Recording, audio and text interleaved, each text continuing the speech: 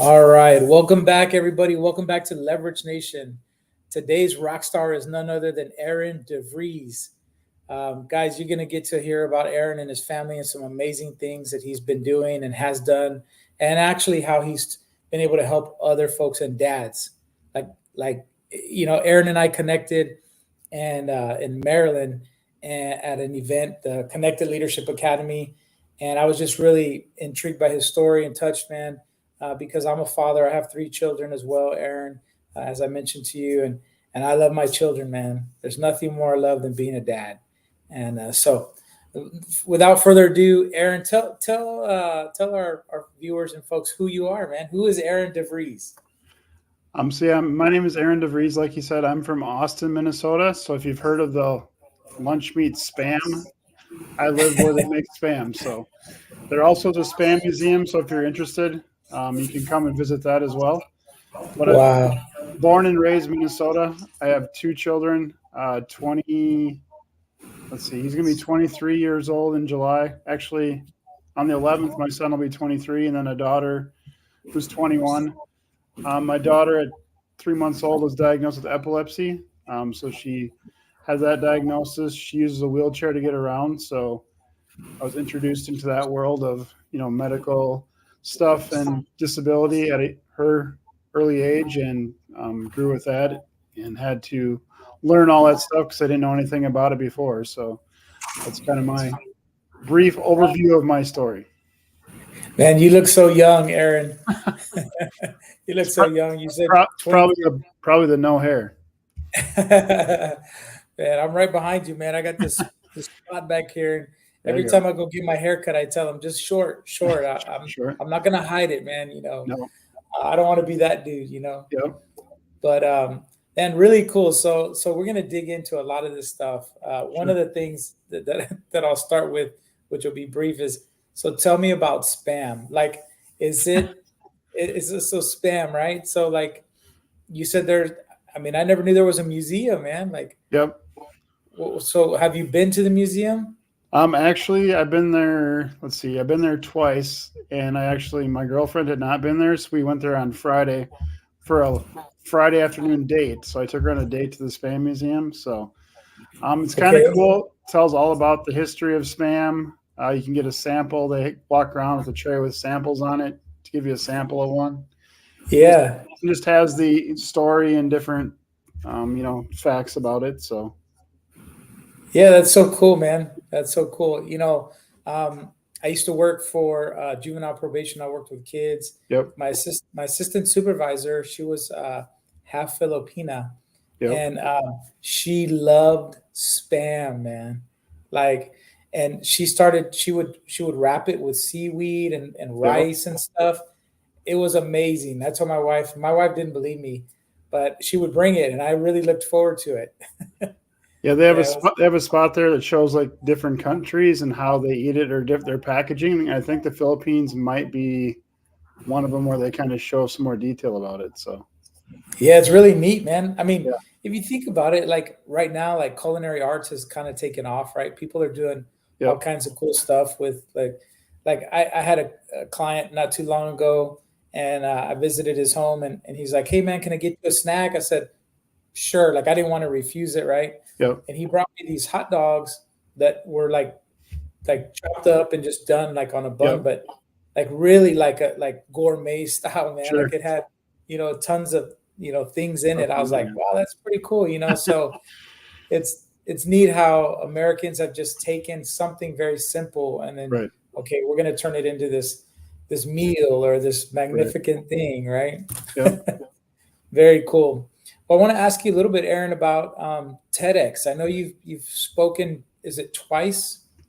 Yes, I've done 2 TEDx talks. The first one was 10 years ago, and then I just did one in April of this year. So both of those I did on inclusion. My daughter, like I said, has a disability, so just the inclusion piece, having her included in the school and society, and how important that is to me, and just want to get that message out. So yeah, I've done 2 of those.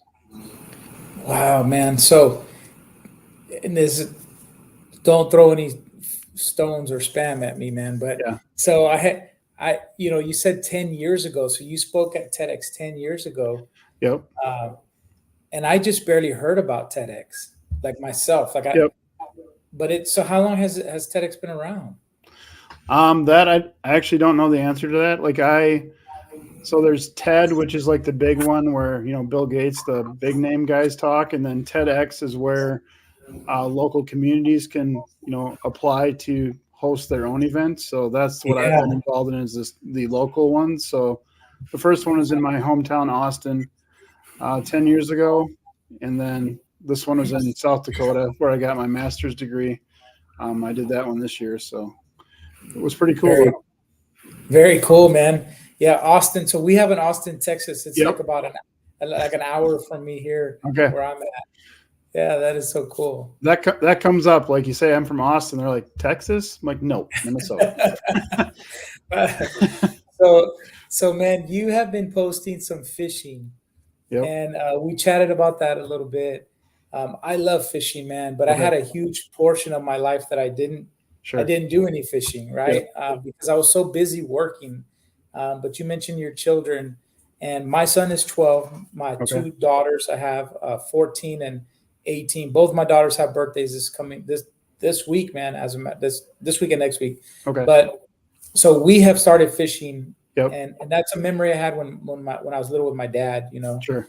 And but you've posted some small. Are they perch? What are they? Sun perch or something? I think there's sunfish, perch, and then like maybe one trout I've caught. So it's all kind of smaller panfish.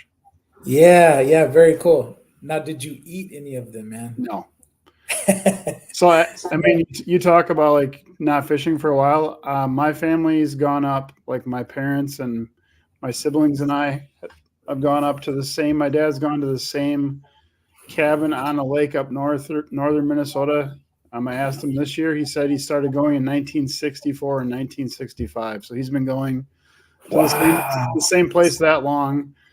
When I was younger, we would go like in the boat fishing, and then I never fished otherwise. So just 2 months ago, we have a small lake near our house, and I was walking around in the morning, and I saw the fish, coming up to feed, and I was like, hey, let's get a pole. So I fished more in the last month than I have in my entire life. So it's just maybe one of those when you get older things and you just kind of want to relax and sit there and enjoy nature. But it's been really relaxing for me and been a lot of fun. So yeah, man, I love that. I that's what I was trying to embrace, was the relaxation component. But I made the mistake because my kids really didn't fish until just recently. Yep. So I took all three of them, and I just ended up like loading up their rods and reels and dealing with them getting stuck. And man, there was no relaxation there. Well, see, I kind of have a funny story with that also. So I didn't know anything about fishing really. So I went to Walmart, bought a $10 rod and reel, and then like a $10 little kit with hooks in it. So I go start fishing with that. I would be catching like 2 to 3 fish in like an hour, which I'm like, this is cool. It's relaxing. Well, then I went and got worms, and I got these worms. The only worms I had were garlic scented worms. I'm not sure if you ever heard of this. Wow. I have not, man. They're garlic scented. So I put one of those babies on, threw it in the lake, and it was just like bang, bang, bang.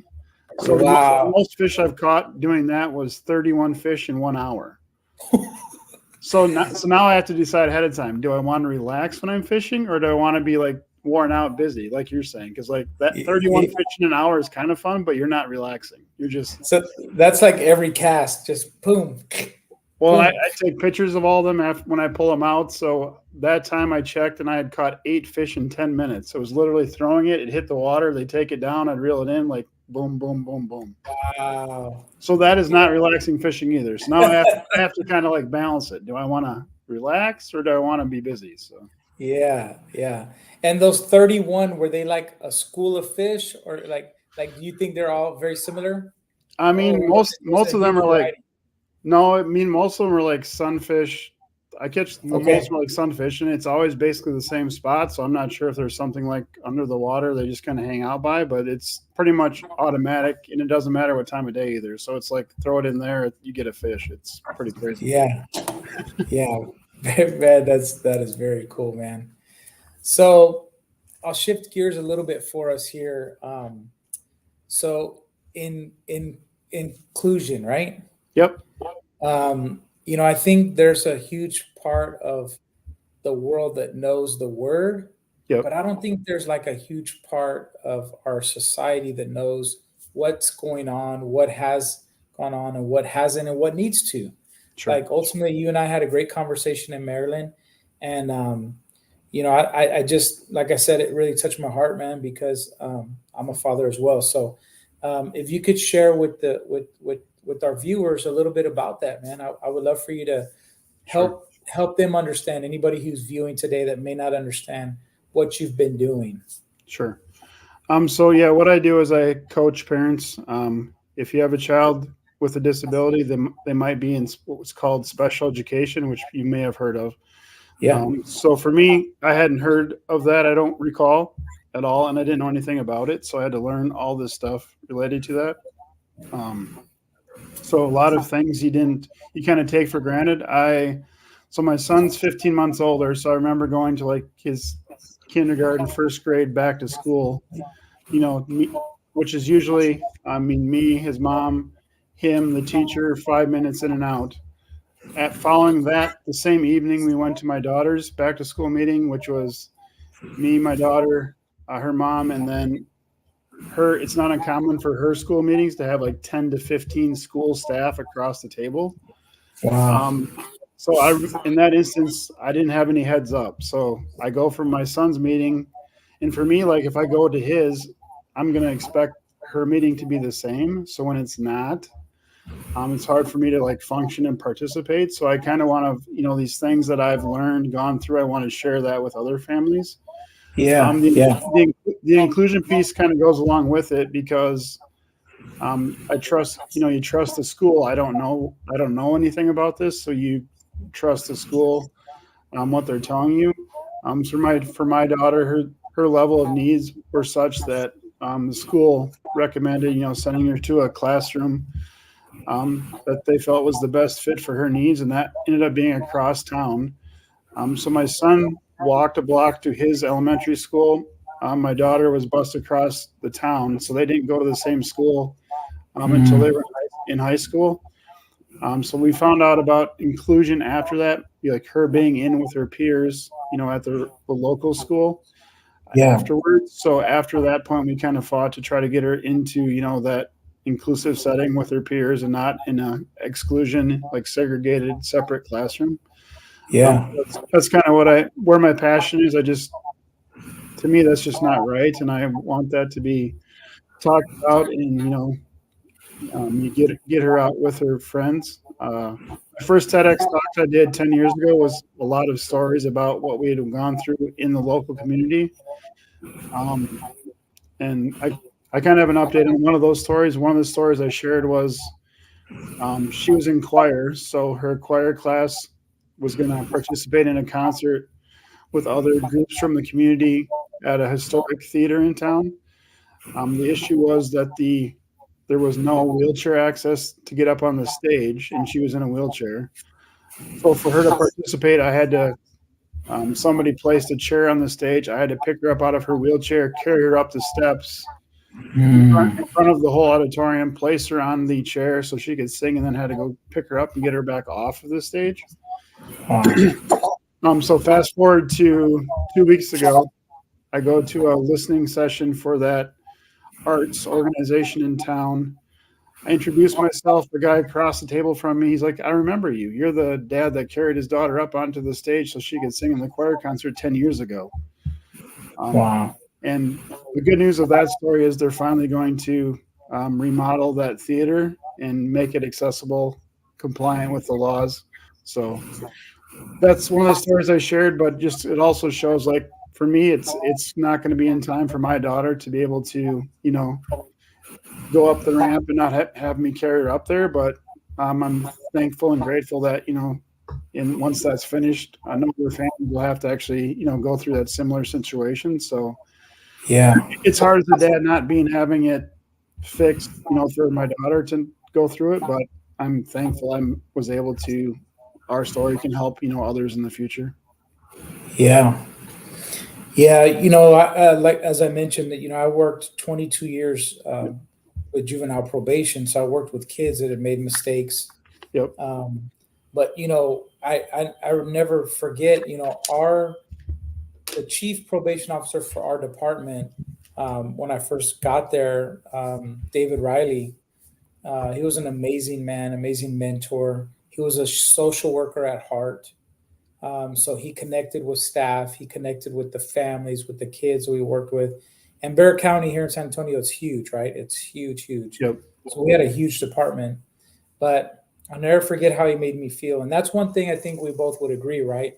In personal development and everything we do, people say, you may forget what somebody said, but you'll never forget how they made you feel. Exactly. And that statement has never been truer, because I'll never forget how David Riley made me feel when I was, a young, like 25 years old man. And he approached me in the hallway and he said, "How you doing, Jacob?" And he didn't even know me, like, but Right. he knew me. You know what I Yep. mean? Like, Yep. there was hundreds of staff members, and so that feeling, right? So but the point I was getting at here, Aaron, is that David Riley hired way back when, many years ago, a doctor, and Dr. Alma, and she was a parent advocate, a child advocate. Okay. So she would advocate for our kids that had special needs, that I saw for years. Now, I'm not going to talk shit on this public school system, but they have heard my opinion many times when it comes to my children. Yep. Like, my kids are not, they're angels in my eye, right? Yep. But I know stuff happens, right? I've Yep. been to the school many times to go defend my children, because I know what the public school system is like. Yep. So what you're doing and what you have done, I have experienced myself, Sure. and know what that's like, because I'm a product of a public school. Yep. I'm a product of the public school system here, and they have heard me many times when things have happened with my children. I never forget my middle child. I was a brand new dad, man. Like, I was trying to understand how to, she's in school and she's breaking the crayons, and the teacher is flipping out because she's breaking crayons and throwing them. Yep. And it was kindergarten. It was like pre-K. And I didn't have, there was no manual on how to be a dad, Yep, and how for to, sure. And deal with her emotions. And, thank God that I had a friend that knew special ed and knew things about, 504 and those Yep. things that exist in the school system, that she could help my wife and I explain to us, like, hey, this is what you need to do. Because there are so many times in my years as a probation officer, I saw families just railroaded by the school. Right. Yep. Because it's exactly like you said, Aaron. You show up for a meeting with your son, and it's like you, your son, your wife, and the teacher. But then when you go for a meeting with your daughter, they've got, half the school staff is there, and Right. it's like, whoa, what are we doing here? Like, Right. And I'll be honest, here, the communities that I worked in were very, very poverty stricken, man. So, you had families, some families didn't even speak English, Right. and they didn't understand, and they're just getting their ass railroaded, Yep. And so, folks like yourself, what you're doing is amazing, man. So my hat's off to you, because Thank you. it takes a lot to say, like, it sucks that my daughter and I didn't get to experience it, but I'm glad that there's going to be some children in the future that are going to benefit from that experience. That's huge, man. That's huge to say, like, I'm going to do this work. Like, you know what I mean? Like, I'm just going to call it the way I see things in life. Like, that's God's Sure. work, man. Like, stepping out there and doing something for others, because we know it's going to benefit folks. So, Thank you. man, yes, man. All right. So you've been doing that. You talked about that twice on TEDx, I believe. Yep. Is that what we said? Yeah. The second one is also inclusion, but it's more of, I found myself, like, if the school wasn't doing what I thought they should for my daughter, becoming, upset with them. Obviously, I'm a dad. It gets emotional, but then I'm like, wait a minute. I mean, I can take that approach and be upset all the time, or I can take approach like I have some responsibility. So how can I, like using empathy and personal responsibility myself, what can I do to make the world more inclusive? Like Sure. I can't control what the school does. I mean, you can like push it and, go to court and stuff, which is not good for anybody, but like, what can I do each Yeah. day? What, pay attention to what's around me. Do I know somebody with a disability? Talk to them. What, Yeah. how can I help them? Open doors for people. If your streets doesn't have curb cuts on it, bring it up, to the city. What can I do? And if we all Yeah. if we all do that, if I do something small, you do something small, everybody does, it's going to change stuff without the adversarial fighting all the time. So that's what I'm kind of talking about now, is more of that empathy, using empathy to understand each other, and then personal responsibility for us all to help each other out. I love that, man. I love that. It's definitely the right approach to go because, I have had, situations where I know that I dealt with, I reacted with emotion, Yeah. right? Because I'm a dad, like, and that's, I worry, like my protective factors went Right. in overload. Yeah. And so I definitely know that, that's the approach to go, right? Right. To go from that angle. And I love how you're saying, like, it didn't stop at the school Right. because the challenges don't stop at the school. No. Like the challenges are at the grocery store, the Yep. challenges are at the ballpark, they're at the Yep. playground, they're at, different venues, they're at the swimming pool for the city pool. They're Yep. Yeah, man, they're everywhere. Those Right. challenges don't stop at the school. They start there because that's where you're exposed to them Right. first and foremost, right? Like right away. Yep. So let me ask Aaron, so viewers can kind of understand. So are you an advocate where people could reach out to you and say, "Hey, Aaron, like help me understand this," and then you give them advice, pretty much, or do you have a business, or kind of help the viewers understand a little bit? So yeah, I would. Most people would know the role as an advocate, like you're saying. So if somebody has having an issue with the school, I mean, I'd like to, catch parents as soon as maybe their child is going to go into special education. Because like for me, it would have been, if I would have had somebody that would have told me right away about inclusion, we could have Yeah. avoided years of trying to get her back into general education. Yes. But normally the people I come across are, they're down the path. They reach out to an advocate when there's problems. So at that point, they're mad at the school. School's not doing what you want. So yes, that's my normal roles as an advocate, coming in, attending Gotcha. meetings. Because like we already discussed, I mean, if I go into a meeting as a parent, you might have you and the mom and dad with the child. If the Yeah. school is 10 people across the table, even if it's Yeah, not man. in my mind, it's already a power imbalance just based on Yes. numbers.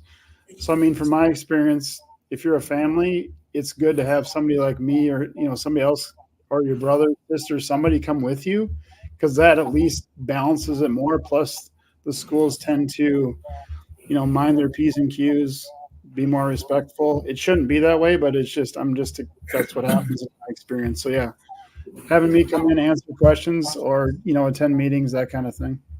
Yeah. Okay. Good stuff. So you definitely advocate and you help folks. They could reach out to you. And now, I mean, that sounds like a tall order to fill, right? Like, because you're speaking on TEDx, you're now on my show, right? And Yep. people here see from all over. Um, how do you fund that? You know what I mean? Like if someone was to, because you're in Minnesota, Yep. right? The great home of spam, right? For sure.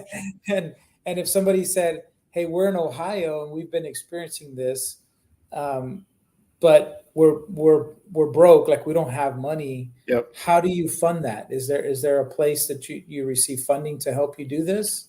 That's a great question, which I haven't figured out that piece of it yet. Yeah. As far as helping people if they're unable to pay me. So it's only been so far, people that will pay themselves. I have a working towards. I actually have the membership option, so I'm looking towards more of a membership where you would pay like a small monthly amount, let's say Gotcha. $30, and that gets, some kind of a couple Zoom calls where you can ask questions, network, that kind of thing. So more of Yeah. that way where it's accessible for people. And then, if you need me to attend a meeting, that'd be an additional cost. So trying to make it as reasonable as possible, but definitely some people have told me maybe go look the nonprofit route, setting up a nonprofit for situations like you're talking about where, somebody can't pay, have funds there so I can help people that aren't able to pay me. Yeah, man. Definitely the nonprofit route is what was speaking to me, Sure. because nonprofit organizations are a business. It's a Yep. business structure. The staff that work there get paid. Yep. There are volunteers. There are structures that volunteer, but the CEO is getting a check, right? Right. Like that's the reality of Right. nonprofit organizations, right? That's the truth that doesn't is not too much publicized, right? Right. For sure. But I mean, I definitely believe that that's a route that I would recommend, man. Sure. That would make a lot of sense because you can reach so many more people. I love the idea that you're talking about, maybe a subscription base as well, right? Yep. Because this is a lifelong matter.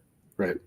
It's not just a momentarily thing, right? So it's like somebody like myself saying, I'm battling weight because I'm overweight and I want to stay healthy. So I need Right. a membership to a gym. Like I need to Yep. For sure. keep going every Yep. day, right? So I like the membership component because there's so many things I could see. It's like you and I are members of the great CLA, right? Connected Yep. Leadership Academy. Right. And we're connected to other leaders. And I love that, man. I think you're definitely onto something huge there. Sure.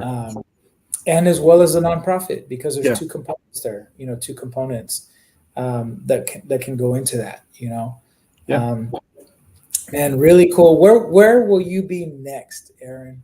Are you scheduled to be at another event live or? I'm not scheduled to be in other events live. I've been last couple of weeks, I've been on a lot of podcasts, so that's been going pretty well.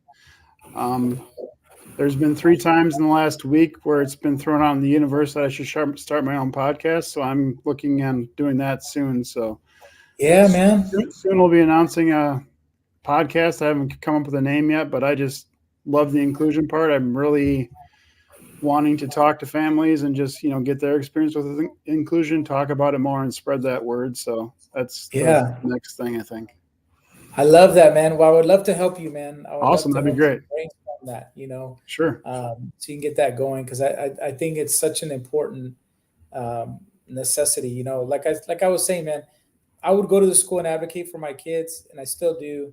But I have 22 years background of knowing what that looks like for parents being bullied. Right. I'm going to use that word, like parents bullied. I mean, what else do you call it, man? There's 10 people sitting across from you at the table, and then you're there thinking they're going to talk nice about Susie and Johnny, and then you get lambasted. Right. I've been there, and I've had to turn that around on them. And it made my wife and my daughter a little uncomfortable. But I'm not going to sit there. No, I understand. Yeah, so yes, man, I love it. I want to support you, Aaron, and help you, man, however I can. Sure. Because I think you're doing great work, man. So let me ask you, if there was any point in time, I just got to ask, because the show is called Leverage Nation, right? So if there's any ever point in time in life that you've ever used a leveraged opportunity that somebody could benefit from knowing that, what would it be? What would you share with the viewers? Sorry, I should ask you this before. Can you share like an example of what one would be? Like a leveraged opportunity? Yeah. Leveraging something that you experienced to help you in life. So what comes to me, even I'm gonna go for it. Show you. So you've leveraged your experiences as a dad, and the challenges that the school posed for you. You've leveraged them to become an amazing advocate for many families. Sure, that makes sense. So that's the leveraged opportunity. So I think that's the biggest leverage one that we're showing here on Leverage Nation so far, man, because people have taken leverage being a car salesperson Sure. to moving into personal development because they Okay. learn people skills. Yep. Sure. You know, so many different things, right? But your leveraging, man, is going to change so much for so many families. You know, like I said, it's amazing. Thank you. Aaron, so we'll definitely connect after this, man. Yeah, for sure. I'll try to help you however I can, and we'll navigate something. And viewers, definitely look for Aaron. We don't know the name of his show, but it's going to come out. And follow him on. Where can they follow you, Aaron? If they wanted to connect with you, how would they do that? The easiest place probably would be just go to my website, www.theinclusivedad.com. Has all my links, but I'm on Facebook, Instagram, LinkedIn, all those places. So you can find me there. Perfect. So they could just Google it, Yep. right? And then it'll take them right to you. And if you Google my name, Aaron DeVries TEDx, both of my TEDx show up. And now I did that earlier today and a couple other things. My latest talk at the Connected Leaders Academy Summit that was just a couple of weeks ago shows up also. So showing a bunch of my videos on there. Nice. Yeah. All right. Well, as I mentioned earlier, thank you so much for being on the show. It's amazing work that you're doing. I want to give a shout out to our show sponsor, DG Publishing. I know that you were a part of a book recently. Yep. I have my first book coming out. Awesome. Get Leveraged. Talking about, there'll be 13 of us total talking about leveraged opportunities. So very cool. You're a part of a book as well. Yep. And guys, get with Aaron, follow Aaron, support Aaron how you can. He's going to have his show coming out very, very soon because it's not very difficult to do this stuff. Some people say like, man, it's amazing, a podcast. It's not very difficult in today's day and time, Yep. right, with technology. And, do you ever listen to Gary Vee? I listen to him all the time, yeah. What does he say, man? Just do it. Like, Just get out of yep. your way, right? Yep. And he says it a different way. He uses a different terminology, but Yep. we won't go that deep here today on the show. But, it's been great talking with you, Aaron. I look forward to seeing you grow and help so many more people and help them overcome things that society and the world has not caught and not figured out ahead of time, right? Like they just build things and then later on they say, oh shit, I should have done this. Right. Yep. We should have done that, so much. But so guys, follow Aaron, look for Aaron. Once again, the www.theinclusivedad.com. Yes, sir. There it is, guys. Once again, an amazing show with this rock star right here, Aaron DeVries, on today's show. Look for him. Look for his TEDx speech, guys. Check it out. I'm sure if you Google it, you find it, or go directly to his website. Once again, my name is Jacob Davis. This is Leverage Nation, and that's Aaron DeVries. So we'll see you on the next